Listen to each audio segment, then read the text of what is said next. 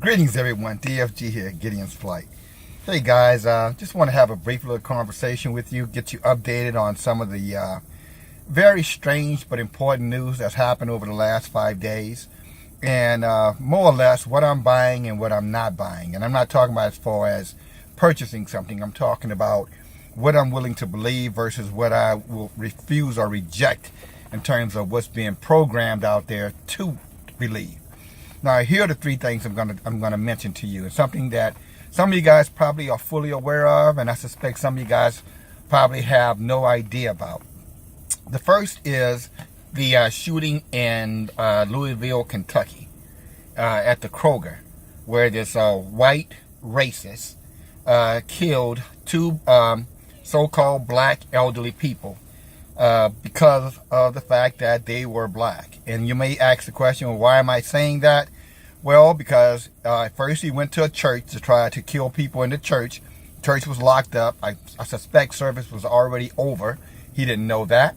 And so what he proceeded to do after that was to go to the Kroger. And while he's out in the parking lot at the Kroger, he sees this white guy. White guy sees him with a gun. The white guy draws his gun. And these two guys have a quick little dialogue. And you know what their dialogue was? Well, you know, hey, don't shoot me. White people don't shoot white people. Now, I realize white people shoot white people. But in this instance, there's a reason why he said this. Okay? And I'm going to tell you what that is in just a second. So he didn't shoot. The other guy didn't shoot. This white guy went into the Kroger and killed a black elderly male and a so-called black elderly woman. I'm just going to say black because I know that's the term that most of you guys relate to, although 90% of you are Aboriginal people. Okay. But anyway, so he killed both of those people. The next incident this weekend was a Jewish synagogue where that 11 people were killed by this white supremacist who said he hated Jews. Okay. That was his statement. He cried out, he proclaimed it out loud, just like the other white guy in the parking lot said, don't shoot me, we don't shoot white people. And of course, he agreed with that and went in there and killed the black people. So this white guy goes into this Jewish synagogue in Pittsburgh and he kills 11, innocent people who hadn't done anything to him. So surely they were innocent in regards to any interaction between the group and this particular, I'm going to call him what he is, white devil. But that being stated, and then the final issue is the bombs. And, the so-called bombs that could not explode that were supposedly sent to all of these different so-called people who, I guess, the alt-right hate. I guess what they were calling these people who, this particular guy who hate Democrats and people who support Democrats so bad, in his truck created bombs that could not explode, got them through the mail somehow or another without any type of notification by people who work in the mailrooms, who are federal employees, I might add. And you and I both know there's no way no one's going to, if I'm working in a post office and you give me a package that's got a pipe with it that looks like an explosion, you can assure it's not going to get processed.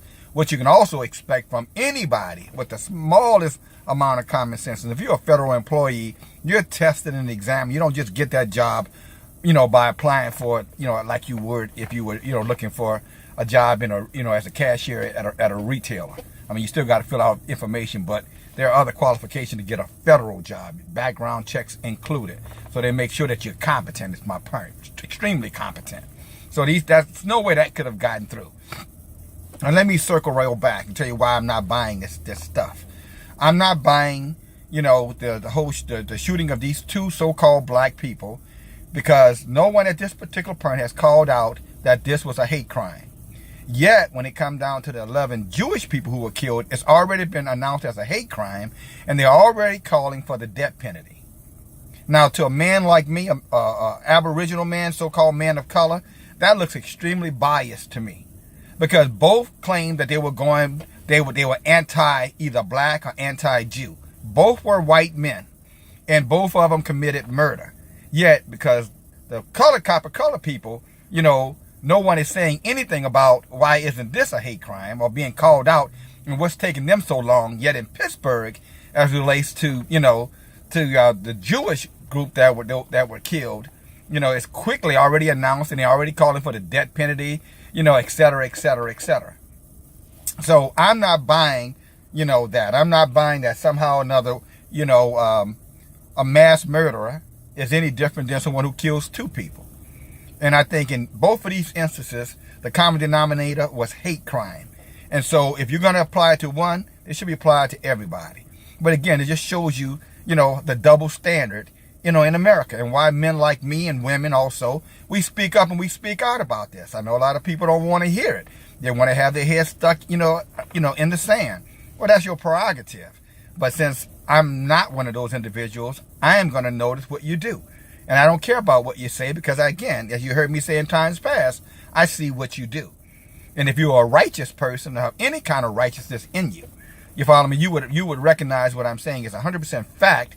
And not only that, but, you would also take a stance against it and acknowledge that this is absolutely, racial bias in regards to, if someone white, these Jewish people, gets killed, it's a hate crime. Someone so-called copper color people, black like myself, well, we got to investigate it. We got to look into it. We can't rush, to make a decision. And so until I see something different, I'm going to continue to call out. I'm going to continue to identify it. And I'm going to keep a watchful eye on you guys. Because right now, your trust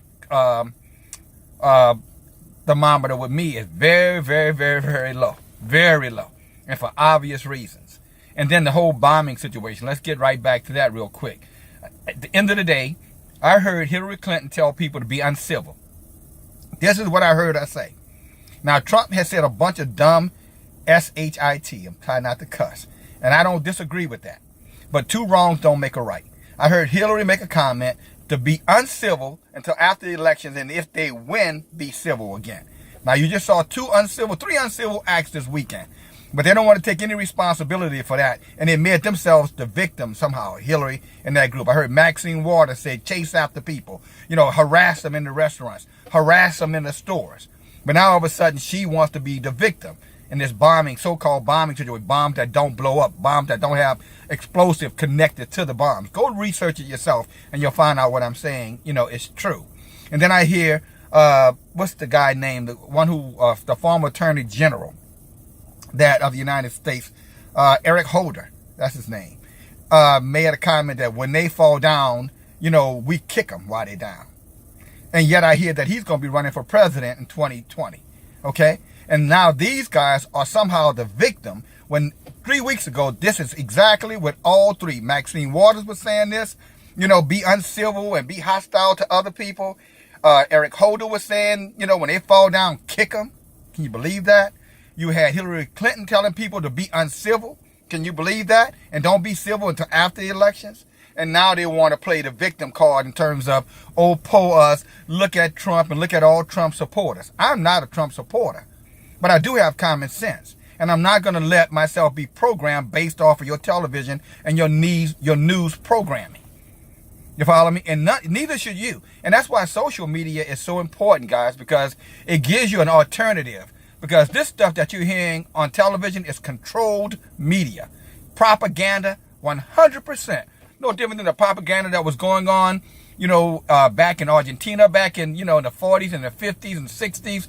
The propaganda that was being pushed by the brown shirts, with Hitler and his regime, in any other social environment or where socialism exists, communism exists, where the people were being programmed by the media or the news channels or the news outlet, radio, media, whatever venue they were using.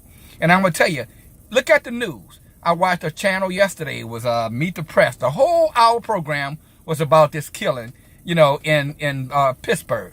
But yet, when Dale and Ruth killed those people, I don't remember them dedicating a whole hour to their program.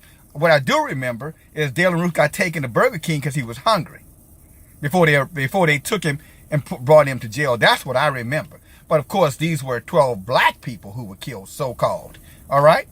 Now, this is what I understand. And you say, well, now you're in conspiracy theory. No, I'm not in conspiracy theory. 6 media outlets. Your media outlets are ran by 6 different corporations. I'm talking about in the United States, there are 6 media outlets, and they determine what the news is going to be. And on any given day, you can turn to any one of those channels, and you will see the exact same news being pushed out there. Not the true news, because nobody's talking about these two blacks who were killed in, in that Kroger. I mean, they brought it up, but now it's quiet. If you watch the news today, you will notice they didn't talk about that, but they definitely talked about the killings, in those synagogues. So what did that tell you? That somehow or another, the death of a white, it seems to be more valuable than the death of a black, or so-called black. And again, maybe you don't like me saying it. Quite frankly, I don't care if you don't like me saying it. It's still the truth. Because I tell you the truth, you hate me. Okay? And then the last thing on these media outlets, let me show you just how powerful these outlets are. You got Comcast, you got Disney, AT&T, CBS, Viacom, and 21st Century. Those are the 6, all right, that control all of the major media in the United States. And if you want to understand that they're not going to change and they're only going to push what their shareholders want them to push, in other words, all these other sub-companies, other boards who are a part of those organizations, this is how kind of money these organizations made last year for lying to you and lying to me. Comcast, $84 billion in profit. Disney, $55 billion in profit. AT&T, $31 billion in profit. CBS, $14 billion in profit. Viacom, $13 billion in profit. And 21st Century, $28 billion in profit. This is the kind of money that they're making by lying to us and trying to propagandize us and program us into believing whatever narrative they want to push, however ridiculous that it could possibly be. And that's why you need to continue to fight to make sure that social media stays available to you and I, and don't get caught up in, all these theories around what some other so-called lunatics may be doing with social media. There's enough truth in social media that if you have any kind of ability to critical think, you can sort out and wean out the foolishness. As Paul said in the New Testament, hear everything, and keep that which is good. All right? And what he was simply saying, listen to it all, and then you're going to have to, almost like a drainer of rice. You got, when you're trying to drain the water off the rice, you use the drainer to drain off the rice and anything else that you don't want to be eating. That's the way you need to treat your information. But don't cut it off. Don't disconnect from it, because if you're going to listen to those 6, then I'm telling you, they're going to tell you exactly what they want you to hear and exactly what their sponsors want to be communicated. And most of the time, guys, it is absolutely not the truth. Some exaggerated lie with a little grain of truth in it just to make it believable to those who choose to not think independently for themselves. And that's a dangerous thing to do. So I'm not buying it. All right? I am not buying it. I'm going to call it as I see it. I hope this information helps you. And as I always say, go do your research. Go look up the information on these so-called bombs. Go see how they're handling these 11, Jewish whites who were killed versus these 2 so-called black people who were killed. And you'll see the disparity that I'm speaking about, okay? And then you would understand why it's important, again, that you have your own media that's going to give you the truth without any bias or without any prejudice, all right? And that's extremely important. And then you take that information and you conduct or construct, some type of practicality out of it. And again, if you want that, if you're supporting some of these narratives, then of course you want this media, you want this kind of propaganda going out there, because again, after all, I can cry hate, hate, hate, and then as soon as somebody does something back to me, I'm victim, victim, victim, i.e. what you heard this past weekend, from all of these so-called, Democrats who want to tell people, stump people when they're down, be uncivil, etc. Okay? Oh, and harass people when they're out eating with their families in restaurants. Ridiculous. Now you know, DFG. Thank you for listening, guys. Subscribe to the channel. Talk to you soon. Bye now.